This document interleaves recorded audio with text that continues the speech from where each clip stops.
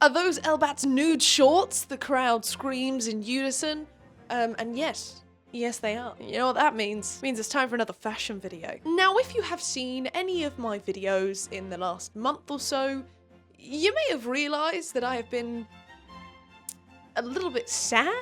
And that's okay, you know? We all have our ups and downs, but I'm very grateful for this period because it reignited my love for movies made in the 2000s. I don't know what Class A regulated substance was put into these films, but they're not making it like this anymore. And the gold standard for this is 2006's A Devil Wears Prada. Now, this film has single-handedly carried my emotional stability for the last 6 months. Now, I can't exactly pinpoint what it is that makes this film so great. Is it the fact that I hate all of the men in this movie apart from our Lord and Saviour Stanley Tucci? Potentially. But I think it's probably more likely the fashion. I'm not going to say spoilers, because the movie has been out for 2 decades, so if you haven't seen it yet, that's kind of on you, I'll be honest. It's 2 decades. But I am going to give a really quick rundown of the plot, just so you have a bit more knowledge going into this video. The movie follows recently graduated journalism student Andy as she tries and fails to get a job at a newspaper where she can do some hard-hitting journalism. After getting rejected from everywhere, she is desperate, so she applies for a personal assistant position at a fashion magazine called Runway. Now, that is this universe's version of Vogue, and it is ran by chief editor, #1 girly, Miranda Priestley, who is played by none other than Meryl Streep. Now, Andy is not a fashion girly. She thinks it's all very silly. Quote unquote, she thinks it's just a bunch of stuff. Regardless, her tenacity and I-can-do-it attitude inspires Miranda Priestley to hire the girl with no sense of style. She's not keen on taking the job, but she realizes if she works for Miranda Priestley for 1 year, she can get a job doing journalism anywhere, because that is just how powerful Meryl Streep is. Now, over the course of the film, Andy becomes increasingly obsessed with her job and obsessed with fashion, which takes a toll on her personal relationships. Thank God, because her love interest in this film is quite honestly the most irritating man I've ever come across, and I have come across many an irritating man. I don't know why she's with him. He's so unsupportive of her job, and he doesn't take an interest in her life and her clothes or anything until she gets naked. He's just a man. Now, thankfully for Andy, just as her relationship falls apart, a new dreamy journalist enters the chat, because of course our female main character has to have a love interest. Unfortunately for the viewers, he is just Nate in a blonde wig. Not literally, although that would have made a much better film. By that I mean he's just a man who is equally as insufferable as Nate, except this time he's blonde. So it's just like Annoying Man Blonde edition. And if you're like me and you're wondering why Andy bothered with any of these men instead of getting herself a very good toy, boy do I have the sponsorship for you. I'm partnering with Bellessa to give a free toy or gift card to every single person who enters the giveaway linked below. I hear the girls now, they are screaming, they are giggling, or at least they will be when they get their hands on a Bellessa toy. Bellessa are a bi-women's sexual wellness brand that are on a mission to empower everyone in every body to embrace, explore, and celebrate their sexuality. This includes creating products like the Demi Wand, which focuses on making that big O accessible to all bodies and body types. The girlies sent me a few bits to test over because I am nothing if not a woman of science. Each toy has their own little USB charging case, and honestly, I'm kind of obsessed because I'll be honest, the idea of just having a loose toy roaming around your drawers, gathering dust, it causes me some stress. Like, what if someone just opens my drawers and just boom, confronted? But thankfully with Bellessa, I now don't have to worry. As you open my drawer and all you're seeing is this little cutie. Anyway, let me introduce you to the Pebble. She's cute, she's pink, and she's ergonomically built to fit into the palm of your hand. This girlie has suction and vibration built independently. Seriously, Andy should have just got one of these. This is the Air Vibe. This has dual stimulation, is waterproof, very good for those wet and wild girlies out there. It's also silent and comes in the most discreet casing. Look at that. And just because I don't want any of you girlies settling for a Nate just because you need to get your rocks off, every single person who enters the giveaway linked below will get a free toy or a gift card. Thank you to Bellessa for hooking the girlies up and for sponsoring this part of today's video. Everyone say thank you, Bellessa. Okay, now back to Andy making terrible life decisions. Anyway, she goes on a big fashion journey and starts dressing really well. And then unfortunately, at the end of the movie, she quits her job, even though she's got really cool clothes now.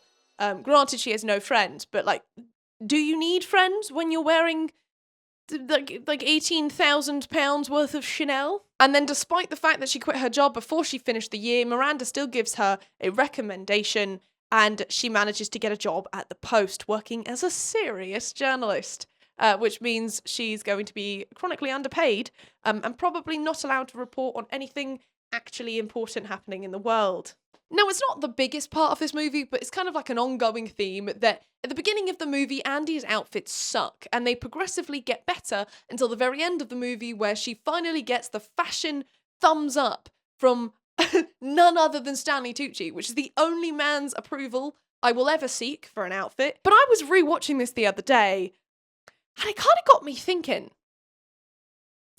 how bad actually were her outfits? Sure, when you're surrounded by Prada, Chanel, and Oscar de la Renta, dressed on supermodels, yeah, okay, these outfits are giving frumpy. But when you put them on a regular person out of that context, I'm not convinced they're actually that bad. And sure, at the time of filming in 2006, things that had Y2K influences are probably outdated at this point, right? But in 2024, my darling, I think our girl Andy could actually be a fashion icon. So I've recreated, as best I could, some of Andy's most terrible outfits from the beginning of The Devil Wears Prada, in the hopes of proving that Andy was not a fashion faux pas. She was in fact just too fashion forward. Now, outfit number 1 is probably one of the most memorable outfits of this entire film, and that is because this is the outfit that Andy wears when Meryl Streep as Miranda Priestley delivers one of the most iconic monologues in cinema history. I am not taking feedback on that statement. I'm not open to other opinions. Now, unfortunately for me, regardless of how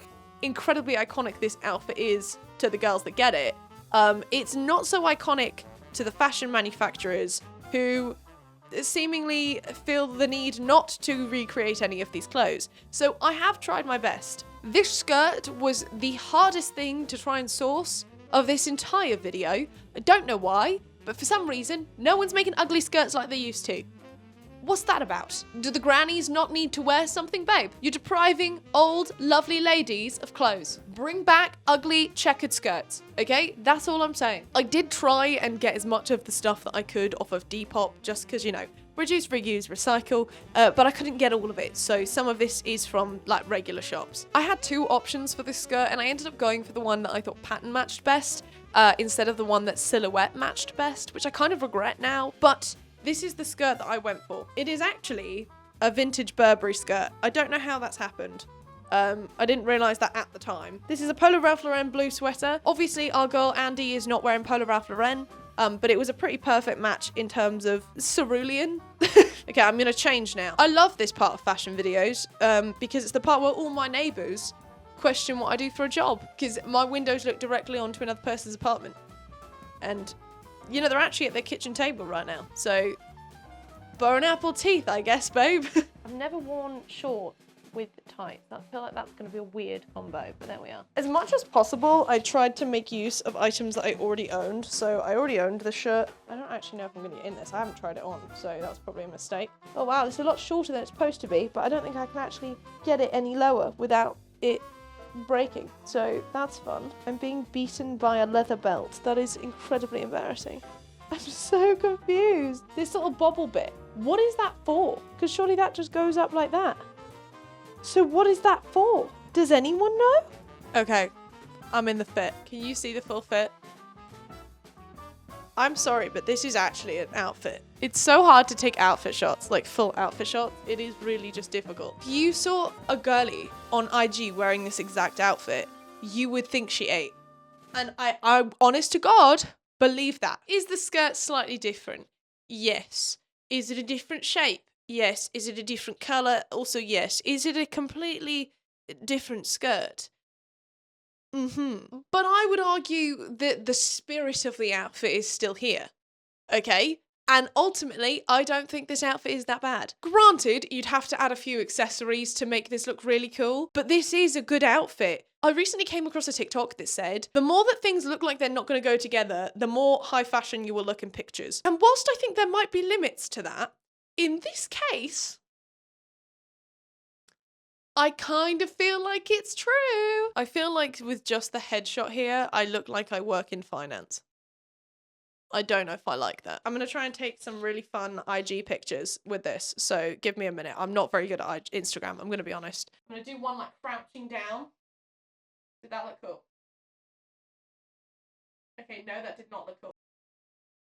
Took a picture that I really thought was gonna look good, but instead I just look like one of those senior citizens in those ads for those emergency panic necklaces for when they fall down. Because what is this? I think maybe Instagram is not my forte. Jesus. I'm gonna give it a 7 out of 10 for wearability because I truly believe that the girlies could wear this. Maybe not me, but the girlies for sure. Please give me your personal rating in the comments down below. I like it. I feel like it's not that bad. Next outfit. Okay, next up we are doing this outfit. The only things that you can see are her jacket, her trousers, and her shoes. Now, obviously, I didn't want to buy lots of things that I did not need. So for the jacket, I have just subbed in my trench coat, which is different slightly in colour and size. And I did try and find that god-awful satchel, but thank God it looks like they've stopped making it. So that's wonderful. I'll be honest, I'm not confident about the wearability of this one in terms of like fashion. It's very beige. It's beiger than the meals I ate as a child. So God bless my mum. I'm sad to say I think Anne has rumbled me here. Even if I cropped this up, I still don't think the beige on beige works. It's a sad sight. And it's not even got the god-awful duffel bag. Pretty dire, don't you think, Gaia? Yeah, she's so bad she doesn't even want to comment on it. Okay, if I pull the trench up like this, we can get a more accurate vision of the outfit. And I'll be honest, it's still bad. I think I'm going to give this a 3 out of 10 in terms of just raw fashion. I don't feel like the beige on beige has ever worked. I'm sorry. I'm willing to be proved wrong. If you've got any examples, let me know. This is one for the Andy outfit haters. They have won this round, unfortunately. Now, outfit number 3, I believe, is the outfit that Andy almost gets fired in. I feel like this outfit could work, especially with the kitten heel. Okay? The girlies love a kitten heel. It's me. I am the girlies. Okay. What if I can just use stockings? Because actually, for once, my skirt is longer than Anne's. It's a lot longer than Anne's, actually. I'm gonna hoist it up and see if that works. Is it okay to tuck it into my bra? I'm sure it is. I'm sure everyone's fine with that. I'm sure you can't even tell. No, you definitely can tell. Okay, well, there we are. Like, there are some stompers. My foot actually ends here, which means all of this is just pure... That's pure point, baby. That is unhinged. You walk around like you've got flippers on. I've got clown shoes on my feet. That being said, I do think the silhouette of this is quite pretty, even despite the fact that it's pulled up so high it's tucked into my bra. Oh, actually, no, it's not. It's fallen down. I think this is quite a flattering, modest silhouette. If you could put some glasses on this, like framed silver glasses, I do think you could serve accountant chic. And I do think the IG girlies would do that. So I'm going to give it a 5 out of 10. Let me know what you're giving it in the comments down below. Is it fashionable? Maybe not the most fashionable, but it's definitely wearable, okay? And it doesn't look bad. So that's a win for me, okay? It's 2 to me, 1 for the Andy outfit haters. Okay, so some sad news is that I did actually plan to do this outfit as well for my 4th outfit, but unfortunately, none of the items arrived. They said that they shipped them. They're not here. So, I mean, I got robbed of my money, and so you have to be robbed of your content. So you'll just have to make your own deductions about whether or not you think this is good. I personally think probably a 4 out of 10, which might be a win for the Andy outfit haters, which puts us at 2 and 2. But luckily for me, outfit number 5, I think is a winner, okay? This outfit. You may be thinking, Eleanor, that's just pajamas. And you're absolutely right, it is. So sad news, I just realised that my white vest is in the wash, and the wash just before that one was this one. These are still wet. So I'm currently wearing wet joggers. Okay, wait, I just realised I need to put my hair up. She's got a very cool, messy bun. I don't think I've ever looked cool with a bun. So we're just gonna have to make do. This scene starts out with Anne wearing what looks like 2 vests, a black one and a white one, but then it quickly changes. She puts on a jumper. Now, Andy famously goes to Northwestern University. And what did I find? Northwestern, baby! This is a genuine piece of Northwestern University merch. Now, granted, it is not the same colour, and unfortunately, the reason for that is because the price difference between this colour and the pale grey colour is astronomical. I'm going to show you screenshots now of the different prices. Now, I'm not being funny, but $100 for what is probably a Gildan hoodie is criminal. And fashion video or not, I will not be paying $100 for Gildan. Now, this outfit is definitely something that would work fashion-wise in 2024. It's literally pajamas. I'm gonna give this outfit a 7 out of 10. I would definitely go and do my weekly shop in this. Definitely wear pajamas in this. I'd stream in this, to be fair, on twitch.tv/Ellbat. Remember when I told you that this video was mainly focusing on pre-fashion glow-up Andy and proving that she was actually fashionable all along? I lied. Whilst rewatching the movie for maybe the 100th time this year, I realised that some of the outfits post-fashion glow-up don't actually hold up quite as well as you might think. Now, this is the first outfit that Andy wears when she becomes a fashion girly, or one of the clackers, as they are called. Now, if like me, you saw this and thought she was wearing a tan skirt on top of leather trousers, you would be wrong, because what she's actually wearing are Chanel leather thigh-high boots under a tan skirt. Incredible, incredible. If the budget for this video could not stretch for a $100 hoodie, it could not very well stretch for these Chanel thigh-high leather boots. So what I'm going to present to you now is a dupe version with cheaper alternatives that I found that look like lookalikes. Kind of. Now I look at the picture and I'm like, okay, it kind of works. But actually when you look at it, this is a woman wearing a sequin top. It shouldn't work. And yet. Now, it did involve ordering these absolutely massive boots. Now, these were the only leather thigh highs I could find, and they are not in my size. They're a size too big for me, but we are gonna have to deal with it. It's up there. It is up there. This is what a boot, you know what I mean? I can't wait to get these trousers off though, because they are very wet. In this photo, she's wearing kind of like a tweed skirt. I couldn't quite get a tweed skirt, so I have gone for just a regular tan skirt. But, you know, the devil is in the details. The devil is in the details. It's probably why the devil wears Prada. In a lot of designer brands, what you're paying for is the name, first and foremost, but you're paying for the details. So a lot of clothes that are cheaper tend to be very simple, either in terms of cut or pattern or texture. So this is quite a simple little skirt, but it'll do the job, okay? You're gonna get the vibe. Something else that's died a fashion death and just disappeared from the world silently and without a whisper. Sequin tops. I could not find any sequin tops that look like this. Also, the fact that she's wearing Chanel boots with a sequin top and that is fashion is really funny for me. But managed to find this one. Okay, yes, it is not quite a white silver sequin like the one she's wearing, and very much like one I think I wore to my 4th birthday party, but it has a similar vibe, and it is casting ripples everywhere. And for the blazer, we've got this one, which again, not quite the exact same. Does have shoulder pads though, which, you know, very important. Okay, the skirt is on and my hopes are already low. It's too big, so it is quite literally, my behind is out. Okay, here we go. Oh wow, that is a boot. Oh, and she's in. You know what? If the toes were pointed and not rounded like a club, these would actually be quite nice. I'm not sure I'd be as much of a fan in the heat of summer. Okay, it's not, I don't think it's looking good, gang. I'm gonna put on my sequin top and my blazer and we'll reconvene. Okay, yes, this is terrible. It kind of proves my point. Granted, this doesn't go together nearly as well as the original outfit, and that is true. But I am gonna raise you to the fact that when you're baking cake, even if you use lower quality ingredients, as long as you put them in the right quantities and they are the right ingredients, you're still going to get a cake. Okay? But this is not giving cake.